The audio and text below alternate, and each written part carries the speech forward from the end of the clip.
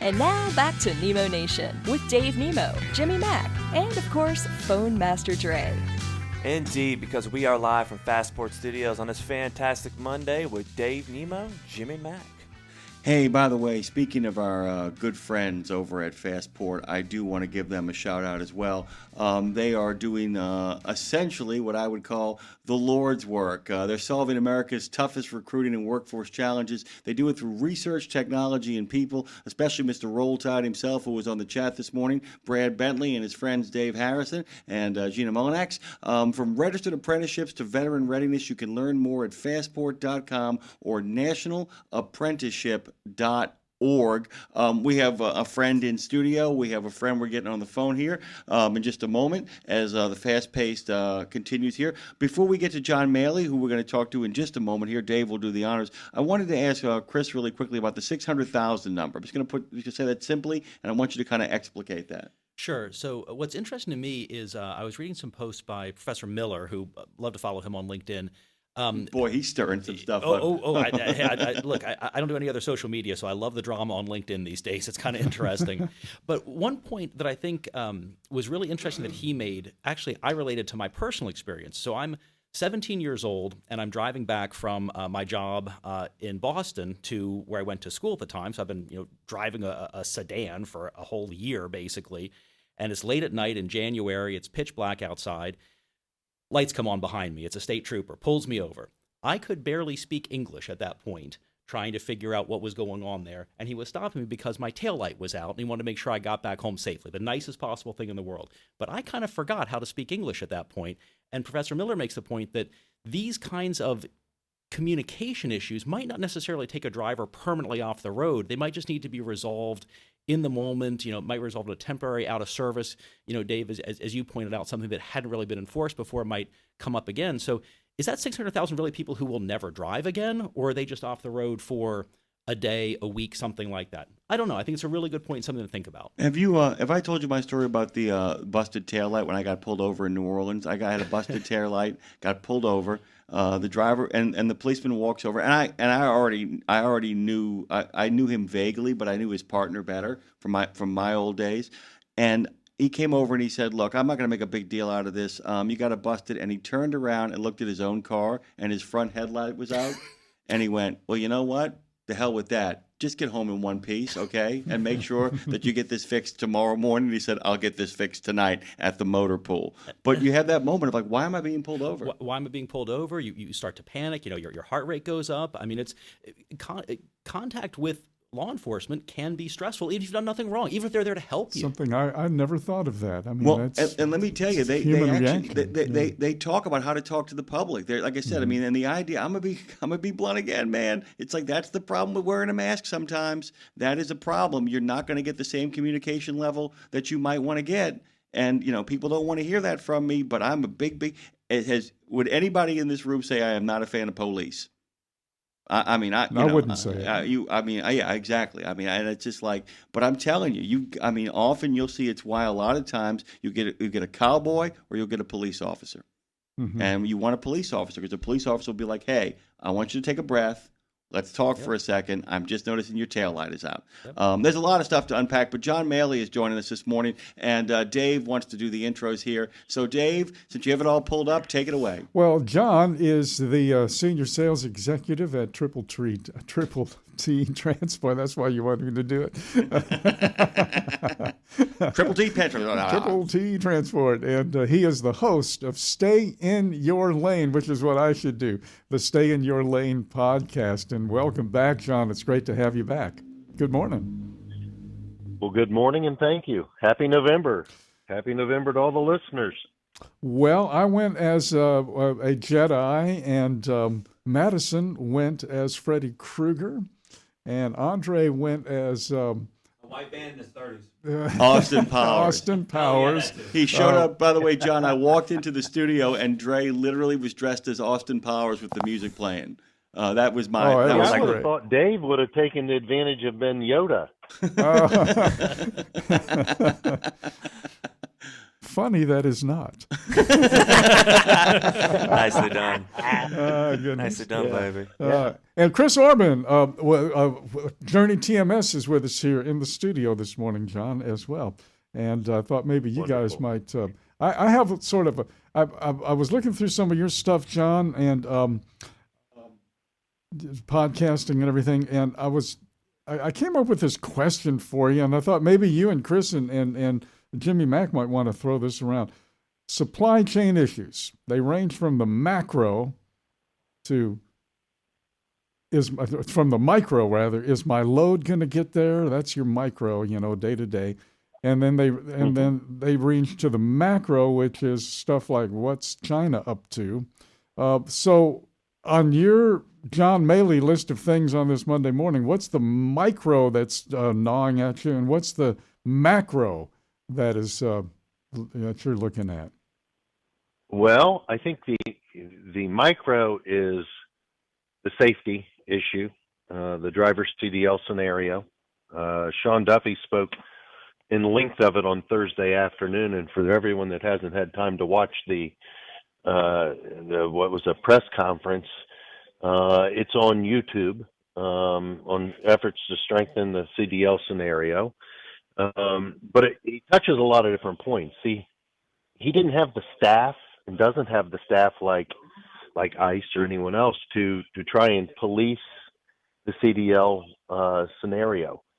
So for the government to try and get this under control from a safety perspective, there's multiple points here.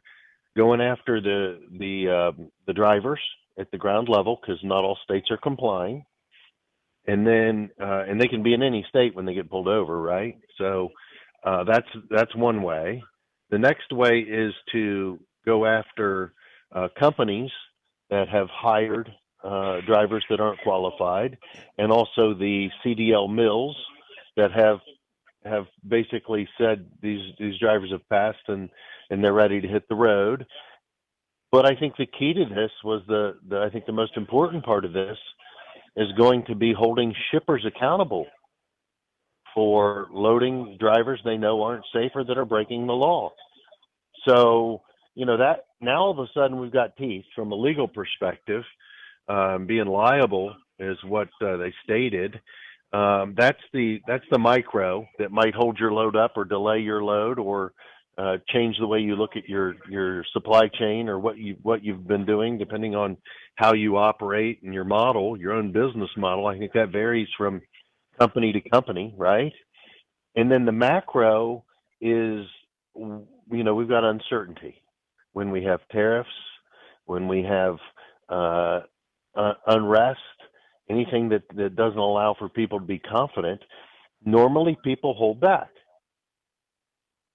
They don't. They tighten up. Corporations do the same thing when they're not comfortable with what's going on or the direction things are headed, and it's not clear and stable. So the lack of stability from a macro perspective, I think, affects all of us also.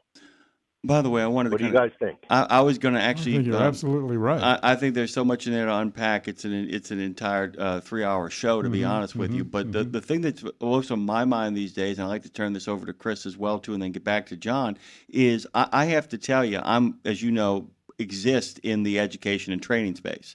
It's a kind of a passion of mine, and we are not. What John is talking about, if you listen to John in his totality, he's talking about a culture of accountability. For too long, the only people penalized were drivers.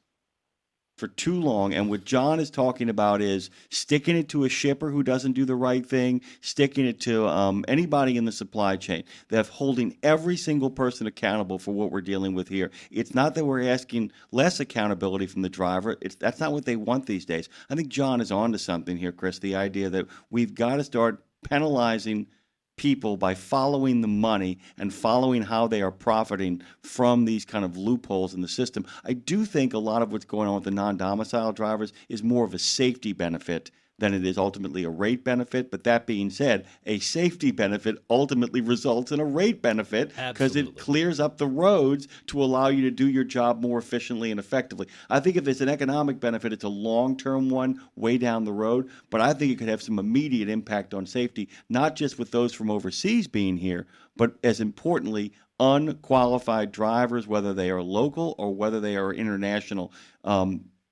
We need to start flooding the zone with qualified drivers as opposed to just pieces of paper out there. That's kind of what I'm kind of seeing developing is for the first time in maybe 50 years, we have a shot at this. So a couple of quick points I want to make there. That's fantastic. Well, I think you said a lot there, Jimmy. But if you look at the big numbers, do you know how many people in the United States actually hold a Class A CDL? 600,000 in that California. number? It's 600,000 in California alone. Alone. It's insane. How high is it, John? The last I checked a couple years ago, it was somewhere in the neighborhood of 9 million. Yeah, that's about right. Now 9 million, give or take, That's no driver. even if that number's off 10%, it's not a huge sway. That means they're doing other jobs. There's a reason for that. Mm-hmm. In the 70s, you could actually drive a truck. Your wife could stay home and raise a family, and you could make a living, a good enough living to raise your family and support your family. That's changed. So I think the picture is driven from a safety perspective. The administration we've talked about, Americans first, American jobs, supporting the American people, safety, all of these things are all on the table. The states haven't tracked it at the level that they need to for us to audit it, for anyone to police what they've done. So they're going to go the back door to try and clean everything up and see. I don't see how the industry doesn't get stronger from a safety and a professionalism perspective. I agree. I just don't. I think this is wonderful. I agree. I think from a safety and professionalism perspective, that's the first bonus, and then down the line, we may see with better qualified drivers and smarter people coming into the industry, because we have a lot of smart people already here. But with more of those people kind of coming in, it creates pressure to raise wages. I'm going to let Chris talk for a minute here. Go ahead, Chris, you were going to say. I was just going to say that there is actually an almost immediate impact on improving safety, on retention, on driver satisfaction, on the ability to move freight. If you have, especially on a small, I want to work there. Yeah, you want to work there. You want to be. And by the way, the other thing you said that I thought was really important is the onus has been on the driver for a very long time to do everything, to take accountability for everything, but they also receive the least support. So why are you not spending more time and energy on training, on education, on just tools that help the driver do better in the field, safety tools, communication tools for the driver, things that they can have on their person that let them solve problems themselves, because they're the ones on the front lines. We have to be supporting the drivers better than we are right now. John, I have a question for you from one of our people in the chat. He basically says, it's amazing how many basic truck stops escalate into something contentious just out of fear and anxiety, and I'm wondering how much of the fear of what is going on the road is making situations that would normally be resolved a whole lot worse. What are your thoughts there? Well, I think any time that we don't have stability and comfort, people are on edge. Yeah. I think that when everyone's on edge, it's almost a vacuum, right? I mean, if everybody's happy with the processes that are in place, which we know we aren't, none of us are, you don't have to watch too many of these accidents and videos to say, hey, we need change. And we let this happen. We need change, and we need it now. This whole thing should have never happened. I mean, the whole English language thing has been there since Congratulations. 1937. 32 years, man. And Dave said since 1937. 32 years. 32 years, John. Congratulations on that, my friend. And I'm only 34 years old. I know. Look what it's done to you. Look what transportation has done to you, man. I have to tell you, man. Imagine what you're going to look like when you get to be my age. Good God Almighty. I didn't need a costume for Halloween. I was scary enough. What do you? By the way, Chris is looking at something in the chat. What do you point out? So I think the other point I would make about that fear and anxiety comment, which I really really love that comment, is the stakes are also a lot higher for a commercial vehicle operator than they are for me at 17-year-olds when I was stopped, for instance, right? Like I wasn't worried about losing my job, my livelihood, not being able to pay my bills or something like that when I was pulled over. The stakes are very high for drivers out there on the road right now and in general. So we have to be aware of that. We have to understand that their situation. By the way, one of the great things, if you guys check out John's podcast, Stay in Your Lane, is that he, by the way, Chris, is very much aware of what the stakes are for drivers out there. And one of the things we try to do on this show is bring on voices of people who are ultimately sympathetic to the men and women who drive truck in this industry. John, what are you looking forward to this week? What you got your eye on? What's the next big thing that's happening? Well, tomorrow, first off, I have to plug something for everyone listening. Tomorrow, we're going to release another episode of Supply Chain Squares. Woo! Yep, that's going to be a fun one. So for everybody on YouTube, most of my following is on LinkedIn, but YouTube's gaining traction. We do this with industry professionals from all types. It can be in transportation attorneys to supply chain leaders, people from Fortune 500 to 100 companies, and all different roles in transportation. Jimmy, you sat in on the last taping. Rebecca Brewster was in there. It's a great group. It's usually fun, but what it comes down to is it shows everyone that we're all the same in some respect. Yeah, we're all people. We're all together in this industry. It's a great bringing together. Who's going to be on? Who do we know? Oh, geez, Louis Pugh, Joe Lombardo, who ran transportation for 10 years for Nabisco and 20 years for Nestle. You've got Pat Musser, retired just past year from HP Hood. These are the bright minds in transportation that have been in it for the past 20, 30, 40 years and even longer. So we've got wisdom, we've got humor. It's a great group. But I would say, I had Dean. I'll give you a teaser for the following episode. The following week's Supply Chain Square, after Supply Chain Squares is done tomorrow. Stay in Your Lane podcast. In the next couple of weeks, we got one of your buddies, Dean Croak, on, and we talk about the long-term transportation market, pricing, projections. What are we seeing? And I'll give everybody a little hint. Reefer market has changed in the past 30 days. Yeah, it really has. It is not gonna stay stable. And I think at some point in time, the impact from the driver scenario is going to lend itself towards causing some difficulties for all of us. But at this moment, I would like to take a moment and say, just a few years ago, all of these drivers behind the wheel that were working, day and night, were heroes for all of us. How soon have we forgotten how badly we needed them, how much we appreciated them, and now the amount of respect that people have for the driving job. And if you know what the job is and you're walking through Minnesota in 7 inches of snow, waiting for them to call in your shower shoes, waiting for them to call your number so you can take a shower, is there really an amount of money that you can pay somebody that's enough for what the job is? If you think there is, that's a difficult thing for me to swallow because I don't know that there is. So it's a testament to the wonderful people behind the wheel, the professionals in our industry, and the people that we rely on every day. John, you hit the nail on the head, my brother. We're going to get you back on again probably soon. And John is a regular contributor here about every 3 or 4 weeks or so. We got him locked and loaded. We really appreciate it. Stay in Your Lane podcast. You can find him on LinkedIn. He is a man who has a lot of connections and a lot of friends across the aisle and across every part of the transportation and supply chain. Thank you, John.